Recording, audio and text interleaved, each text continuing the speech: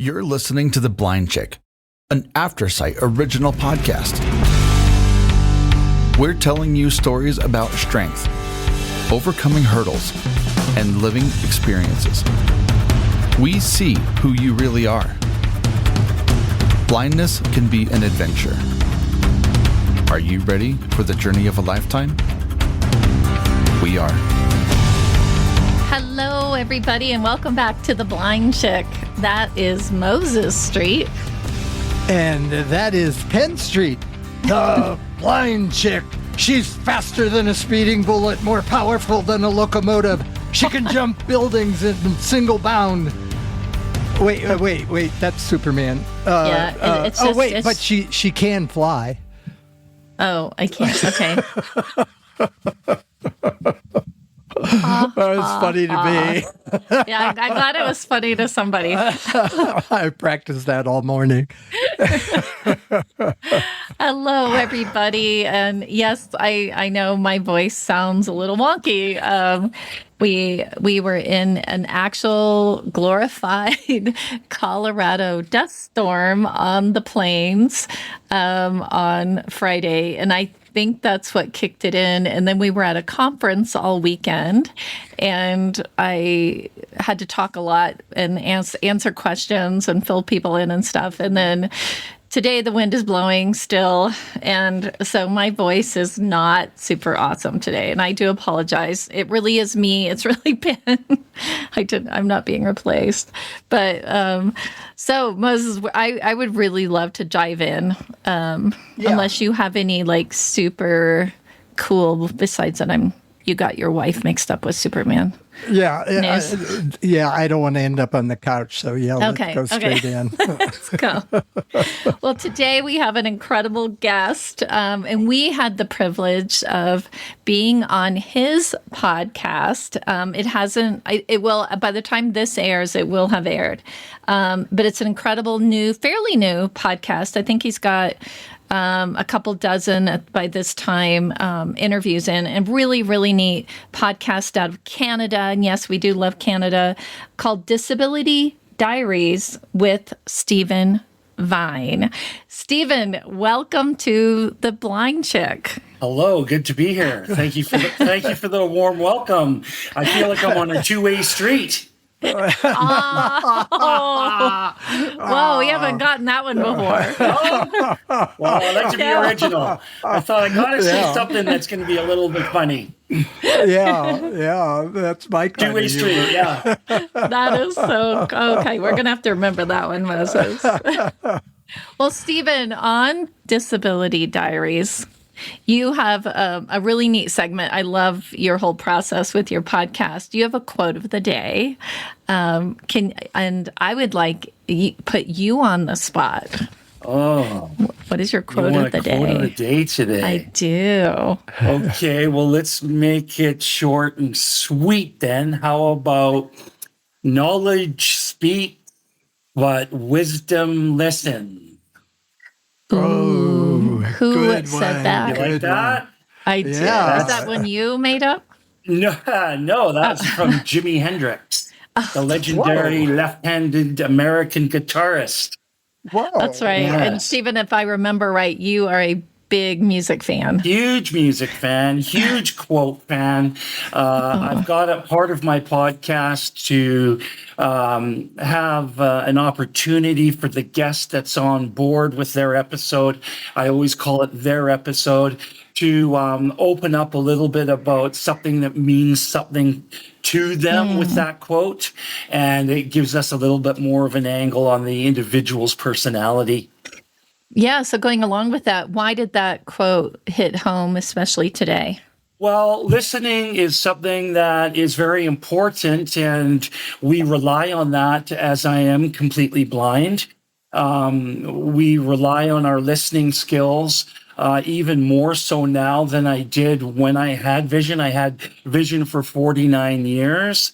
And unfortunately lost it catastrophically through a medical situation. And when that happened, I had to rely more on my listening skills, obviously. And I had to do that with my podcast. You know, it's very important that I don't use any notes at all when I do the podcast. I do it all from recall.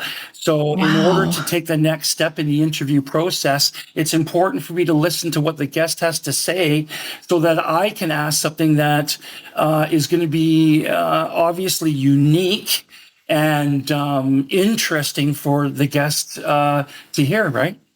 That's right. And I know you and is it Iris? Chris. This would have been Chris. No, I know Chris. Chris is your, I don't know, what do you call her? Your bandmate, your associate, She all your trades. co-host. She's my Superman. You're Superman. There you go. We loved Chris. Chris was the co-host with us when Moses and I were on. That's right. But you interviewed. Iris, my she's guest. Canadian. Yes, Iris, yes. Iris Thompson, yes. Yeah, and you guys talked about listening and like you have to use your other senses when you obviously lose your vision. So absolutely. And, just so the listeners, if they come on and hear the Disability Diaries with Stephen Vine, the first 14 episodes, I actually don't have anybody that is vision impaired. And now all of a sudden there's going to be a run on them because that's just the way the cookie crumbled as far as where my inner circle led me to new guests. So there's a bunch of new people coming on board with vision impairment, including yourself, and a whack of other people that are all in different degrees of their visibility, right? That's right. That's right. Right. Well, let's jump into it. And all of my questions you have to answer in 3 words or less. Wow, this is really going to be tough. Yeah. No, it's starting with your career. You were a high-end waiter and restaurant owner serving celebrities and high-profile clients. Yeah. And who were some of the celebrities before I do the actual question? Are you allowed to say? Or are you allowed to say? Yeah, I can say whatever I'd like. Mel Gibson was one. Oh, yeah, so cool. Mel Gibson. Yeah. Linda Blair, of course. Wow. Linda Blair. John Candy, before we lost John Candy. Yeah. Wow. Yeah. The guy was he funny with you or? He was a gentleman. Oh, he's a gentleman. He was a real gentleman. I can see that. He was a big, gentle giant. Yeah. It's too bad we lost him at the age of 37. He was a great talent. He was good to be around. It's interesting because most of the people that are celebrities or high profile individuals, they are actually really easy to serve. Not a lot of them were difficult. There was a couple, but I don't really want to mention their names because that's not going to do any good to talk negatively about somebody.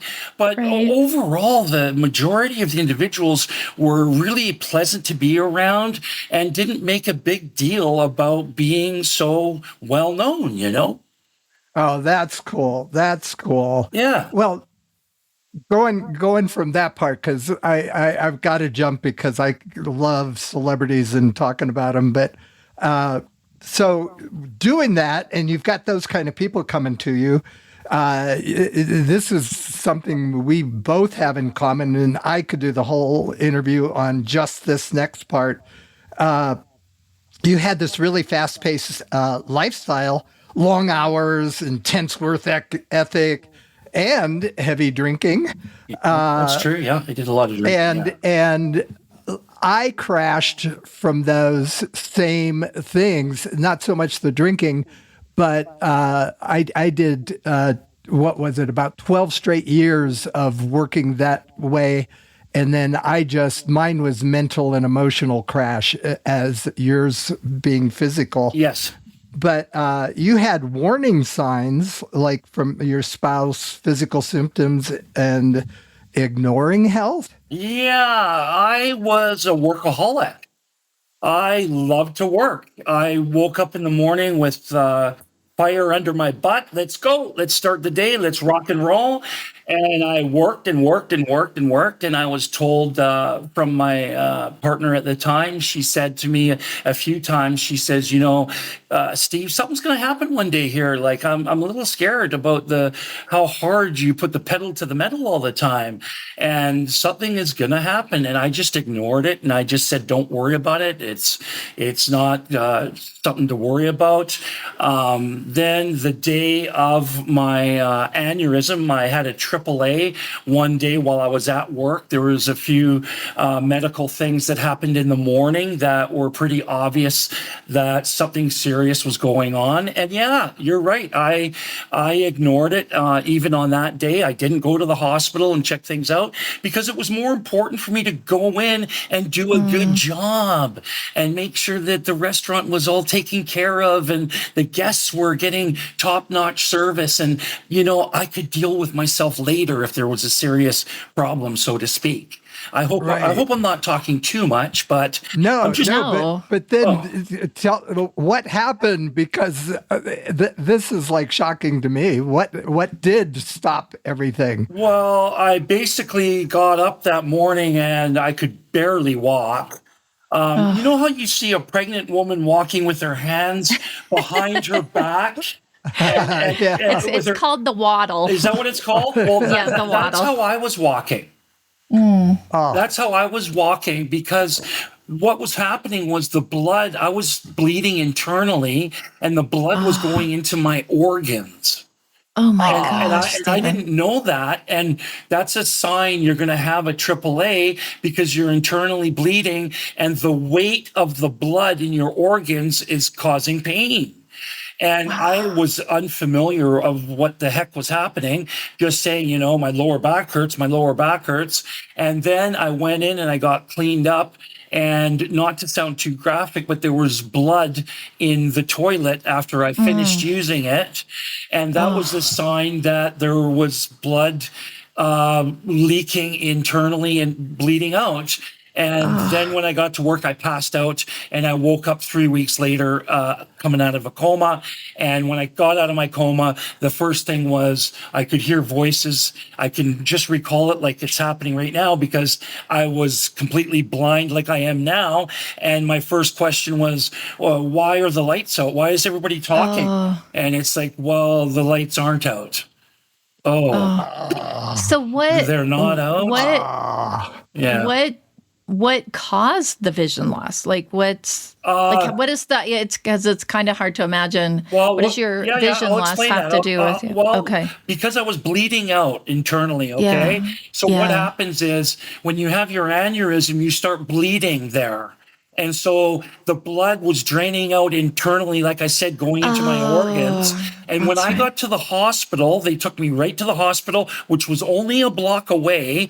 I ended up sitting there in the hospital for 4.5 hours, bleeding out internally, because I was 49 years of age, and AAAs don't happen to people until they're usually in their 70s. Wow. So they did not look, because that's how hard I pushed my body. I pushed my body to the extent I had a AAA way before I was technically supposed to have one in my 70s. So the doctors never looked at that being those symptoms I had to being that's what the diagnosis would have been. Then they finally figured it out, and it was too late. As far as they revived me, and they did a 16-hour surgery on me, and they got me fixed up and everything. But there was loss of blood in my right leg, and they had to remove it, because if it doesn't have blood after a certain time, it goes bad. They had to remove my colon. So that's why I have an ostomy on my abdomen, and I can't use the toilet like everyone else. My colon is removed. And blood also did not go to my optic nerves. Once your blood doesn't go to your optic nerves after a certain duration, they're no longer you cannot use them ever again. The science that we have with technology is not at the point where they can fix the soft cells or whatever the medical jargon is for that area so that we can recover. So that's why I am completely 100% blind. I don't even see shades, light, nothing. And I will be like that for the rest of my life until science can fix the optic nerve situation. So, Stephen, what were there any physical, like, your wife, your partner, and people were telling you, like, dude, slow down. But did you feel any physical, like, red flags before that morning? Well, you used the word red. I had a red face all the time because my blood pressure was very high. Oh. And that was the only physical sort of, what's going on with you, Steve? Did you know your blood pressure was high and you ignored it? I burnt my hand the year before on New Year's Eve cooking rack of lamb. I burnt my hand quite bad at home because I cooked a lot, right? And I went to the hospital because it was so bad. And the girl said to me, your blood pressure is really high, Mr. Vine. You should do something about that. And I ignored it. And I just pretended like nothing was wrong and got back into work to do a good job again, right?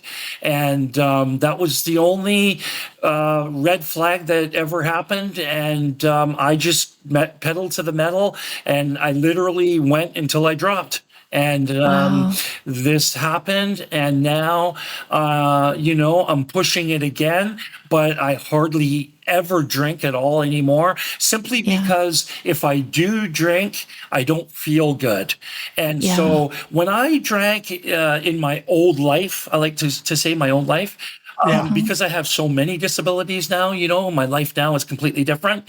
In my old life, I drank to have a party. I didn't drink how some people drink because they're down and they're negative and they're pissed off at life and they want to get out of reality. I wasn't that type of drinker. You were celebratory. I was celebratory with my drinking. I was wanting to have a good time. Let's cook. Let's have some fun. Let's socialize. But that changed, right? That changed after that changed because AAA. Now when I drink, I physically feel it, and it hurts my nervous system the next day, and it's not worth it. I don't want to. I have chronic pain already, and it enhances my pain, and I don't want to do that at all with anything. And I don't miss it. It's just a change. I don't celebrate like I used to, but I celebrate in a different way, right? I enjoy my coffee and tea, and I have as much fun as I possibly can in life, That's right. Oh my gosh. I hope that makes sense. Yes, it does. Yeah, that was don't be at a loss of words, okay? Don't be at a loss of words. Yeah, that was me. I was never a heavy drinker. It wasn't my drug of choice. But what was your drug of choice? Work. it was Work. Work was my drug of choice. So was mine. Work was mine as well. Yeah. But I was in a business where it wasn't just me, right? You got to remember, when I owned my restaurant, I had, 15 staff that everyone liked to have drinks because that was the industry. After work, it was always a stressful night. Let's go up the street and go to the mom and pa operation, and there'd be 12 of us, and we'd sit around and close the place in the morning, right? Yeah. So it wasn't just Stephen Vine, it was the industry I was in, Absolutely. Yeah. So after you and I know that was a struggle, getting out of the hospital, going to rehab, and really finding,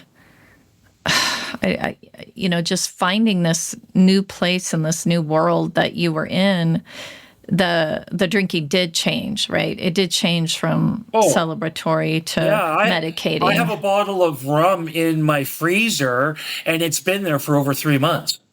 Right. Wow. So, and I don't even think about it. It's not an issue with me. I'm not in the restaurant business anymore.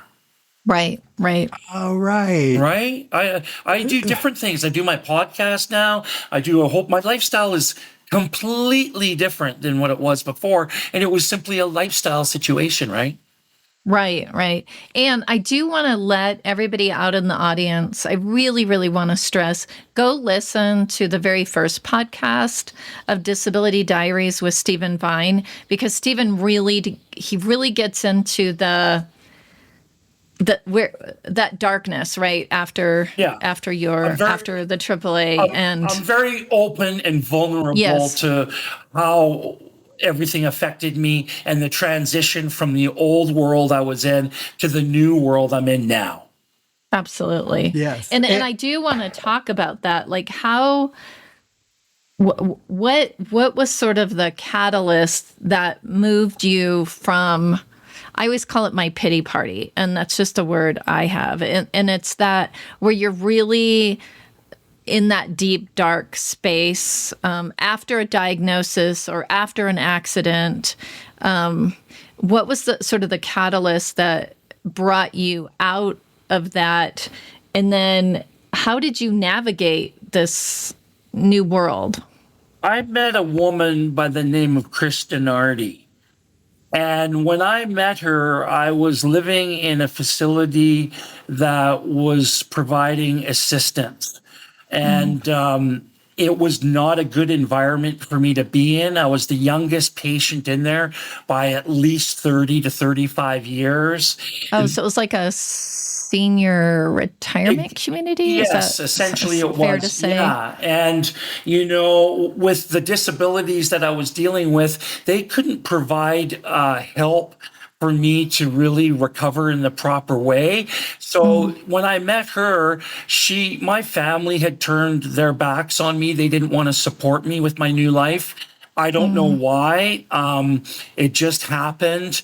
The relationship what I was in was no longer in existence any longer either. And when I met Chris, she kind of took me under her wing, and I got out of there and lived on my own. And once I lived on my own, I realized I had to get out of this hole by stop digging. I was in a hole and I was digging a deeper hole, and I had to stop doing that. And I had to change things, and I had to start being positive and looking at the glass half full instead of half empty. And I've always been the type of individual that we should always try to fulfill our human potential. Even though my old life was, kind of reckless with drinking and partying a lot, I still was an awesome worker. And I believed in going in there and rocking and rolling and getting the most out of your day. And I applied those principles to my new life, and I got a second wind. And I started getting into technology with my phone. I had to learn how to use a phone completely blind. And I found out what podcasts were, and I started listening to podcasts and listening to books. I was studying the human brain and finding out about the potential we have with our human brain if we take care of it. And I realized how important of an organ it is. Yeah. And I realized that I have a great deal of potential, even though I am disabled. I deal with 8 different disabilities. There's people out there that have severe disabilities, but you know what? They're overachieving, and they're rocking and rolling, and they're striving and thriving and doing not only the best with their disabilities, but they're overreaching and doing even more than what people that are able-bodied individuals are achieving. That's right. And it's an amazing, not industry, but part of life. 25% of the general population is associated with a disability of some sorts. Yeah. And individuals that are disabled are awesome people. And this is, they really are. Yes, we are. We are in a general aspect, it's all about attitude, and it's all about how we look at things in life. And we all look at everything to do the best we can. And a lot of able-bodied individuals, I'm not picking on them, but a lot of them take things for granted. You can pick on them. You are allowed to do that on the Blind Chick. Well, fair enough then. Let's start picking on them. What's good, everybody? Jonathan Price here, the podcast producer. Thank you for listening to part 1 with Stephen Vine. It's been a really fun episode. And I hope that next week you come back, because next week is going to get a little bit fiery, a little bit dicey, a little bit in your face. So you're not going to want to miss it. It's going to be awesome. If you are still considering sending Penn birthday cards, keep them coming, because we still have gifts coming in. And so it's such a wonderful outpouring of love for Penn Street on her birthday. So thank you for all of those things. Check out all of our podcasts that AfterSight produces. We got Blind Sight, Blind Level Tech, Navigating Life with Vision Loss, and a new show, which I will be announcing next week. All right. Have a fantastic day. Blessings on all of you.